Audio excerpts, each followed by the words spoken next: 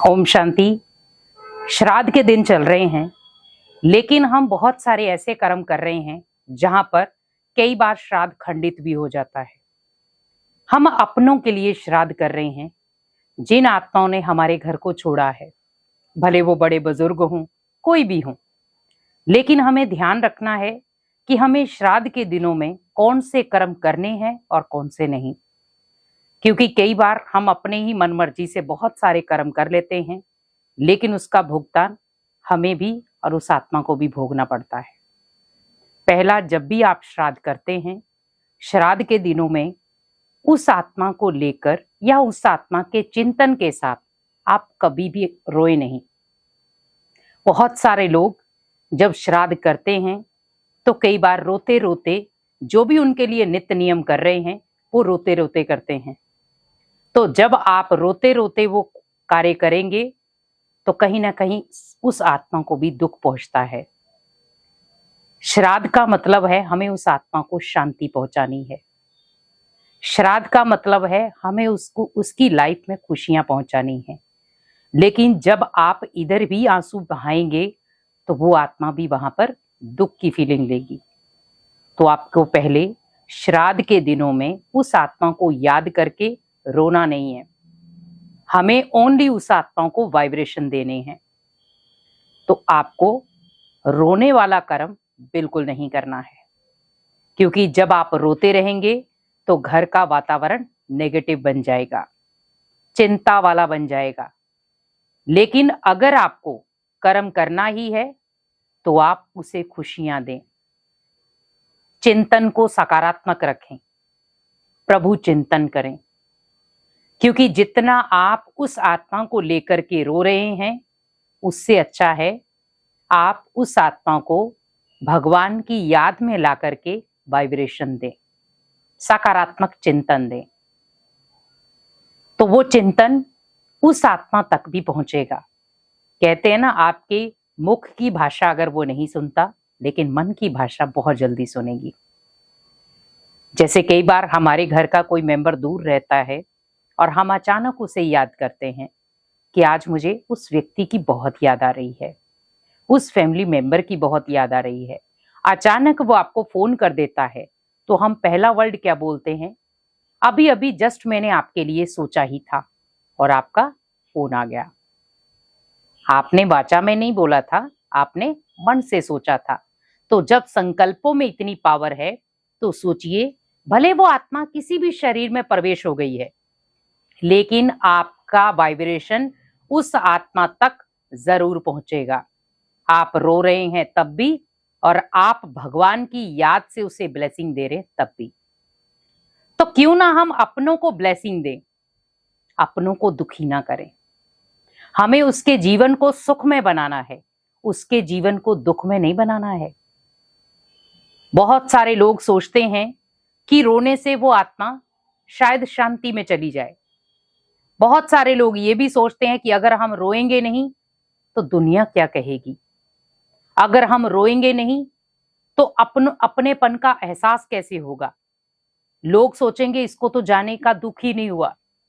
पहली बात यह है, हमेशा याद रखें कि अगर आप उस आत्मा को सोच सोच के रोते रहेंगे तो दूसरी आत्माओं का कुछ नहीं जाएगा, लेकिन जिस आत्मा के लिए आप सोच कर रो रहे हैं उसे अगले जन्म में दुख होगा। अब उसका आपको मैं छोटा सा उदाहरण दे रही हूं। बच्चा जन्म लेता है, जन्म लेते पहले वो खुश है और फिर एकदम से वो रोना शुरू हो जाता है। कई बार रोते रोते वो चुप नहीं होता। हम कई बार सोचते हैं शायद इसे कोई तकलीफ हो रही है, शायद इसे कोई तबीयत खराब हो रही है, पर ये बता नहीं पा रहा। उसे कोई तकलीफ नहीं हो रही है, उसे तकलीफ हो रही है कि जब उसके पूर्व जन्मों के कनेक्शन रो रहे हैं, वो आत्माएं इसको सोच सोच कर रो रही हैं, तो वो कहीं ना कहीं वो आत्माओं के कनेक्शन में आकर दुखी हो जाता है। फिर एकदम से जरा सा हम उसको थपथपाते हैं जिससे वो चुप हो जाता है। क्यों? जब उसे अगले जन्म के जो भी व्यक्ति उसके जीवन में आए हैं, जब वो कहते कि हाँ हम तेरे हैं, अब आप हमारे हो, तो जब वो एक पॉजिटिव वाइब्रेशन देते हैं तो वो फिर वहां पर रोना चुप हो जाता है। तो वहां पर रोना बंद कर देता है। तो एक तरफ पिछले संबंध याद करके वो आत्मा रो रही है, क्योंकि पूरे पिछले भी हिसाब किताब रो रहे हैं, उनके मित्र संबंधी रो रहे हैं, तो आगे वो आत्मा भी रो रही है। लेकिन जब उनके मित्र संबंधी उन्हें वाइब्रेशन देंगे, ब्लेसिंग्स देंगे, तो अगले जन्म में वो आत्मा खुशी से वो जीवन व्यतीत करेगी। कोई नहीं चाहता है कि हम अपनों को दुख दें। आज आप अपने मन से पूछें कि क्या हम अपनों को दुख देना चाहते हैं? आज हम श्राद्ध किस लिए कर रहे हैं? ताकि अपनों को सुख शांति दे पाए। तो आप इन कर्मों से सुख शांति दे सकते हैं। आप उन्हें दुआएं दें, आशीर्वाद दें, भगवान की ब्लेसिंग्स दें, क्योंकि उस समय उस आत्मा को भगवान के ब्लेसिंग की जरूरत है और आप उसके निमित्त बन जाएं। बड़े प्यार से आप उनके लिए भोग जो भी बनाएं, भोग बनाते समय भी वाइब्रेशन दें कि ये भोग स्वयं भगवान स्वीकार कर रहा है और भगवान बड़े प्यार से अपने हाथों से उस आत्मा को भोग खिला रहा है। तो जैसे जैसे आप एक इमेजिनेशन करेंगे, आपको खुद लगेगा कि सच में घर का वातावरण बदला और उस आत्मा की इंडिकेशन भी आप तक पहुंचेंगे कि वो आत्मा बिल्कुल सुकून में है, क्योंकि भोग ऐसा माध्यम है जो उस आत्मा को आपसे कनेक्ट करेगा।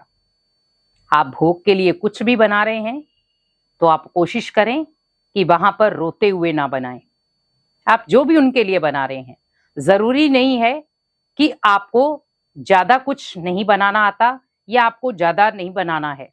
आप कुछ भी फ्रूट रख दें, ड्राई फ्रूट रख दें, पर वाइब्रेशन के साथ, क्योंकि वो आत्मा ऊपर से आपको ये नहीं कह रही है कि आप मेरे लिए 36 पकवान बनाओ या मेरी जो फेवरेट चीजें हैं वो बनाओ। नहीं, आपको जो लगे वो आप बनाओ और भगवान को स्वीकार कराकर फिर उस आत्मा तक पहुंचाओ। क्योंकि जीवन में आज आपने देखा होगा कि बहुत सारी आत्माएं दुखी हैं, अशांत हैं, लेकिन शांति पहुंचाने वाला कोई नहीं है। तो क्यों ना आप निमित्त बन जाओ भगवान के साथ, क्योंकि भगवान को भी शांति का सागर कहा गया है और हम आत्माएं भी शांत स्वरूप हैं, क्योंकि आत्मा का ओरिजिनल स्वरूप ही शांति है।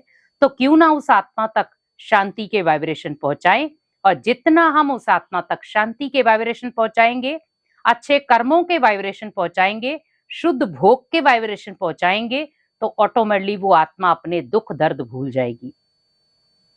तो श्राद्ध के दिनों में पहले तो आपको रोना नहीं है, आपको आंसुओं के बजाय उस आत्मा को ब्लेसिंग्स देनी है। अपने साथ ही वायदा करें कि मुझे रोना नहीं है उसको याद करके, लेकिन भगवान की ब्लेसिंग उस आत्मा तक पहुंचानी है। उसके लिए सकारात्मक चिंतन जरूरी है।